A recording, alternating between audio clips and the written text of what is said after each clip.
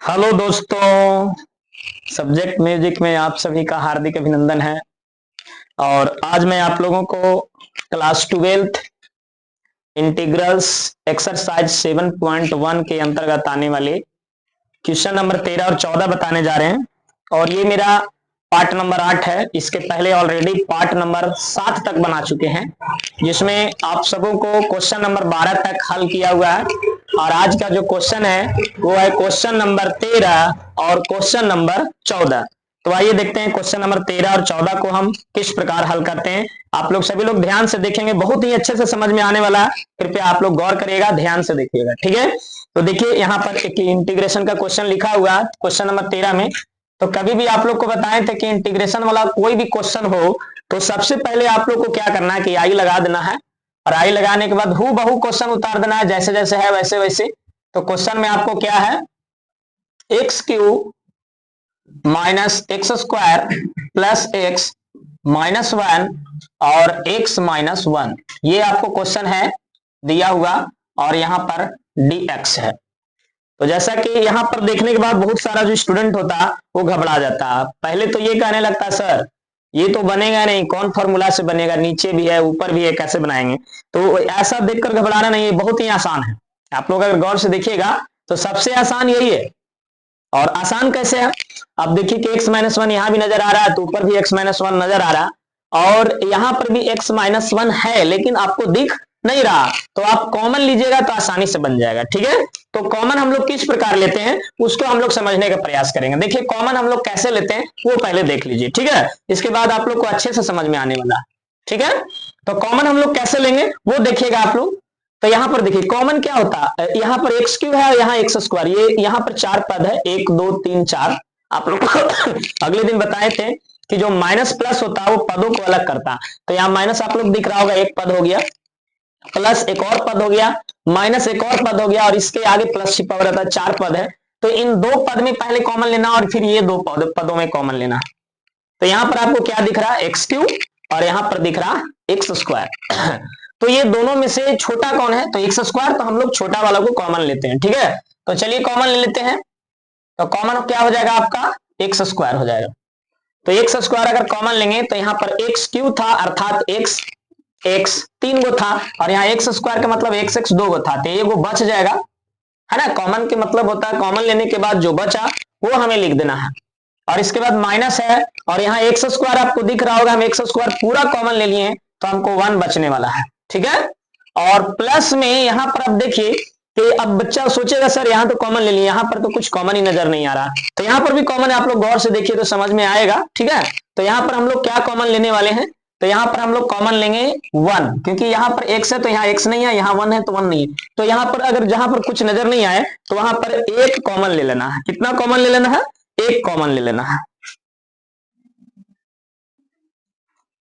और फिर क्या करिएगा, यहाँ पर आप लोग देख पा रहे होंगे कि 1 कॉमन नजर आ रहा है, क्योंकि यहाँ पर क्या हो रहा है कि x है और यहाँ पर 1 है, तो यहाँ पर कुछ कॉमन अगर नजर नहीं आए तो जहां पर कोई कॉमन नजर नहीं आए वहां पर एक कॉमन होता है, तो एक हम कॉमन ले लिए।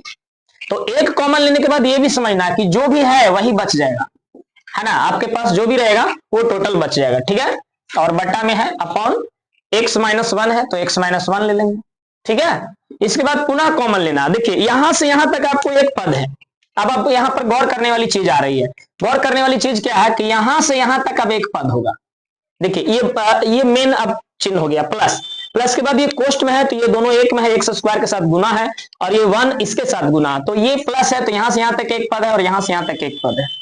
अब ये दोनों में, ये यहां से यहां तक में और यहां से यहां तक में क्या नजर आ रहा है, कॉमन चीज क्या नजर आ रहा, तो x माइनस 1। तो अब x माइनस 1 को कॉमन लेंगे और आगे बढ़ा देंगे, ठीक है। जैसा कि देखिए आपको यहां हम दिखा देते हैं, तो x माइनस 1 यहां भी, x माइनस 1 यहां भी, तो x माइनस 1 कॉमन, तो यहां से x माइनस कॉमन लेंगे तो हमारे पास क्या बचेगा, एक्स स्क्वायर, और यहां पर x माइनस 1 कॉमन लेंगे तो क्या बचेगा 1, और बट्टा में क्या बचेगा x माइनस 1, है ना। और dx देखिए आप देख पा रहे हैं, dx आप लोग छोड़ रहे हैं, तो dx था तो dx आप लोग यहाँ देते आएंगे, ठीक है। इसके बाद देखिए अब बहुत ही आसान हो गया, आप लोग को सबको दिख रहा होगा कि हम क्या करने वाले हैं। तो ये दोनों बराबर, इसलिए दोनों बराबर वाली जो चीजें हैं वो कट जाएगी, ठीक है। इसके बाद आपके पास क्या बचेगा, आपके पास सिर्फ बच जाएगा एक्स स्क्वायर प्लस 1 और साथ में dx, ठीक है। अब क्या करेंगे, यहां पर अब देखिए दो पद है, +1 और एक्स स्क्वायर के आगे भी कुछ नहीं तो प्लस छिपा हुआ, क्योंकि प्लस माइनस जो होता है पदों को अलग करता है। तो एक पद और एक दो पद, तो दोनों पद को अलग अलग करके हम लोग इंटीग्रेशन लगाते हैं। तो एक्स स्क्वायर और ये dx इसके साथ में आएगा, ठीक है। और +1 है तो 1 में dx से गुना होगा तो कोई फर्क पड़ने वाला नहीं है, इंटीग्रेशन लगा दीजिए सिर्फ और ये dx हो जाएगा, ठीक है। यानी 1 और dx गुना होगा dx, इंटीग्रेशन इसके साथ में जाएगा क्योंकि सबके साथ इंटीग्रेशन लगाया जाता है, ठीक है। अब आगे देखिए क्या हो जाएगा, अब यहां पर फॉर्मूला अप्लाई होगा, आप लोग को फॉर्मूला भी बताए थे हम, तो यहाँ पर कौन सा फॉर्मूला अप्लाई होगा, वो यहाँ पर हम दोनों फॉर्मूला लिख देते हैं, यहाँ पर दो फॉर्मूला अप्लाई होने वाला है, ठीक है। और ये जो फॉर्मूला अप्लाई होने वाला है, कौन सा फॉर्मूला अप्लाई होने वाला वो देख लीजिए।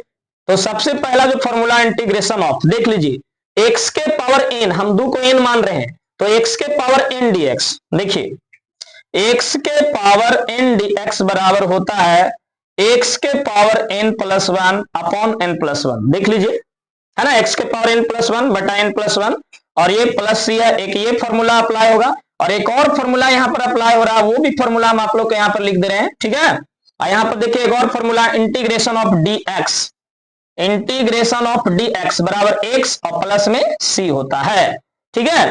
तो अब कहिएगा सर कैसे फॉर्मूला अप्लाई किए, तो x के पावर n, तो x के पावर n का जहां पर 2 है, dx आपका है, इंटीग्रेशन लगा हुआ, तो ये फॉर्मूला अप्लाई होगा, इंटीग्रेशन ऑफ dx तो डायरेक्ट फॉर्मूला ही है। तो अब हम लोग फॉर्मूला को लिखने के बाद आंसर तैयार करेंगे, ठीक है।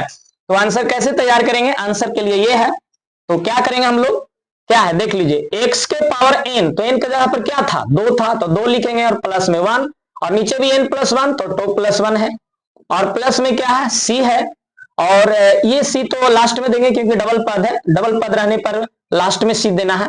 और इंटीग्रेशन ऑफ dx बराबर क्या होता है x, और यहाँ पर प्लस में c दे देंगे।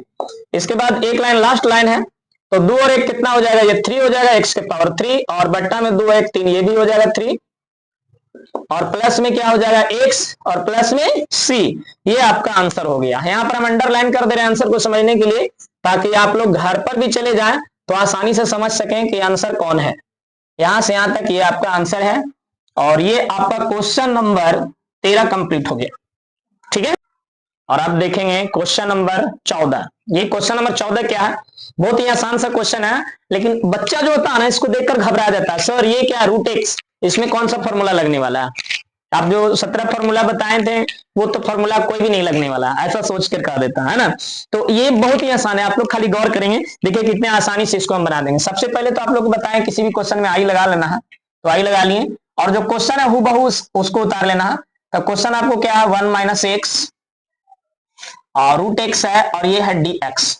तो देखिए सबसे पहला काम क्या करना, अगर इंटू में हो √x तो √x को पहले इससे गुना कर लीजिए। तो बताइए, तो √x और x गुना होके क्या हो जाएगा, √x ही तो होगा, है ना। और माइनस यहाँ x है और √x, दोनों मतलब अलग अलग चीजें हैं। देखिए x है और यहाँ पर क्या √x है, तो दोनों को सटा दो सिर्फ लाकर, ये x हो गया और इधर क्या हो गया √x हो गया, है ना। दोनों सट जाएगा आकर, जैसे कि x और y जब गुना होता है तो दोनों आकर सट जाता है, xy हो जाता है। और इसके बाद dx है तो dx लगा दीजिए, ये आपका dx हो गया, है ना। अब क्या किए, हम सिर्फ गुना किए हैं, गुना करने के बाद क्या करना है, एकदम आसानी से बना देना आप लोग को गुना करने के बाद। अब गुना हो चुका है, अब आप लोग को एक और चीजें बता रहे हैं, उसको समझिएगा तो एकदम आसान हो जाएगा बनाना फिर, ठीक है। देखिए अब क्या हम करने वाले हैं, गौर करिए। जैसे अगर √2 रहता था, जैसे पहले आप लोग हल करते थे √2 बराबर, तो रूट को अगर बाहर करिएगा तो आप इसको ऐसे लिख सकते हैं 2 के पावर 1/2, ठीक है। जैसे में √3 रहता, √3 तो आप क्या लिख सकते हैं, ये 3 अंदर वाला पहले लिख दीजिए, रूट हटाने के बदले में 1/2 हो जाता है। तो आप यहाँ भी वो चीज कर सकते हैं, यहाँ पर क्या करिएगा वो देख लीजिए, x है तो x लिख दीजिए, रूट हटा दिए तो 1/2 हो गया, है ना। रूट हटाने के बदले आप पावर में 1/2 हो जाता है, ठीक है। और माइनस x है और x और रूट आप आपस में गुना में, तो गुना का चिन्ह देंगे और फिर से x देंगे, और ये √x फिर से था तो x दे दिए, और रूट हटाने के बदले अभी बताएं कि पावर में 1/2 यानी 1/2 हो जाता है, और ये आपका है dx। अब एक चीज और आप लोग कर दीजिएगा, एकदम आसानी से फिर बन जाएगा, x के पावर 1/2, और यहां पर देखिए आप लोग को ये चीज बताए हुए हैं कि गुना में जो पावर होता है वो जुटता है अगर बेस सेम हो तो, है ना। तो यहां देखिए x बेस है, इस पर पावर कुछ नहीं है तो पावर 1 छिपा हुआ, पावर 1 है यहाँ, और ये भी बेस है, बेस देखिए बेस x, दोनों का बेस x है और पावर में यहाँ कुछ नहीं है तो 1 है और यहाँ पावर में 1/2 है, तब पावर जुड़ जाएगा। तो अगला दिन भी बताए थे कि 1 और 1/2 जुड़कर क्या होता है, ये भी आप लोग को बताया हुआ है, ये बताने की जरूरत नहीं। तो 1 और इसको 1/2 को आधा कहते हैं, तो 1 और आधा कितना होता है 1.5, और 1.5 को हम बताए हुए हैं कि 3/2। जिनको नहीं समझ में आता है तो क्वेश्चन नंबर 12 देखिए, एकदम अच्छे से समझ में आ जाएगा कि ये किस प्रकार होता है। ठीक है, तो 1 और आधा 1.5, 1.5 को हम लोग क्या बोलते हैं 3/2, 3 का आधा ही तो 1.5 होगा, तो 3/2 लिख देंगे, यानी ये हो जाएगा x के पावर 3/2। डायरेक्टली आप यहां पर लिख दीजिए 3/2, ये हो गया आपका। कितना आसान है देख लीजिए, ये 2 है ना, 3/2 हो गया। इसके बाद अब क्या करेंगे, अब देखिए आगे हम लोग क्या करने वाले हैं। ठीक है, अब क्या करेंगे कि ये जो dx होता है ये भी सबके लिए होता होगा, डबल पद हो, डबल पद दिख गया आपको, यहाँ माइनस है, आगे कुछ नहीं प्लस, तो 2 पद हैं, तो 2 पद हैं, दोनों पद को अलग अलग कर दो, तो दोनों पद को अलग अलग हम कर रहे हैं, तो x के पावर 1/2 dx है ना, बहुत अच्छा है, हम आराम से बना सकते हैं। और माइनस यहाँ पर भी इंटीग्रेशन लगा लेना है, और x के पावर क्या है 3/2 यानी 3/2 dx। अब यहाँ पर देखिए सेम यही फॉर्मूला अप्लाई हो रहा है, यहाँ पर फॉर्मूला लिखा हुआ देखिए x के पावर n dx, लेकिन हम बोले थे कि जितना बार फॉर्मूला होगा ना हम उतना बार लिखेंगे। तो चलिए आइए एक बार और फिर से फॉर्मूला आप लोग के लिए लिख रहे हैं कि यहाँ पर कौन सा फॉर्मूला अप्लाई होने वाला है। तो देखिए दोनों जगह x के पावर n dx अप्लाई हो रहा है, इंटीग्रेशन लगाना ना भूलें क्योंकि फॉर्मूला जो होता है वो सब इंटीग्रेशन में ही होता है। ठीक है, तो इतना बराबर क्या होता है x के power n+1 upon n+1 plus c, ये आपका फॉर्मूला होता है, और ये फॉर्मूला हम आप लोग को आपके सामने अप्लाई करके दिखाएंगे। ठीक है, अब इसमें क्या करेंगे हम लोग मान डालेंगे सिर्फ यार, और क्या करेंगे देखो बहुत ही आसान है, अच्छे से खाली आप लोग समझिएगा। x के पावर n+1 तो x के पावर n dx, x के पावर n के जगह पर 1/2 है, तो यहाँ पर x पहले लिखेंगे, n के जगह पर है 1/2 और प्लस में क्या है 1, और नीचे भी वही होने वाला है n+1 तो 1/2 प्लस में 1।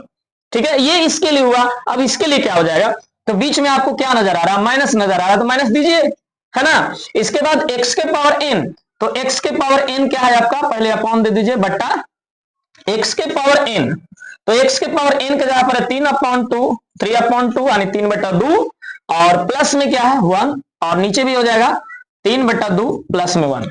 ठीक है, यहाँ पर थोड़ा सा आप लोग को नहीं दिख पा रहा होगा, है ना, इसको दिखा देते हैं। ठीक है, अब देखिए क्या हो जाएगा, तो यहाँ पर भी वही फॉर्मूला लगा दीजिए, एकदम आसान वाला फॉर्मूला आप लोग को बताया हुआ। तो यहाँ पर क्या लगने वाला है फॉर्मूला वो देख लीजिए, पहले देख लीजिए माइनस है तो माइनस देंगे, और x के पावर n, तो n के जगह पर क्या है 3/2 है, 3/2 और प्लस में 1 होता है, देख लीजिए n+1, तो n के जगह पर 3/2 प्लस 1, फिर से n+1, तो फिर से हो जाएगा यहाँ 3/2 प्लस में 1। ठीक है, अब जोड़ने वाली कला आप लोग को बताया हुआ, यहाँ भिन्न के जोड़ मत करिएगा ना, तो बहुत लंबा होने वाला है, तो आप लोग को आसान से हम बताएं, आसानी से वो वाला आप लोग प्रयोग करेंगे। तो देखिए आसानी वाला क्या प्रयोग करिएगा, आप लोग गौर करिएगा, थोड़ा गौर करिएगा।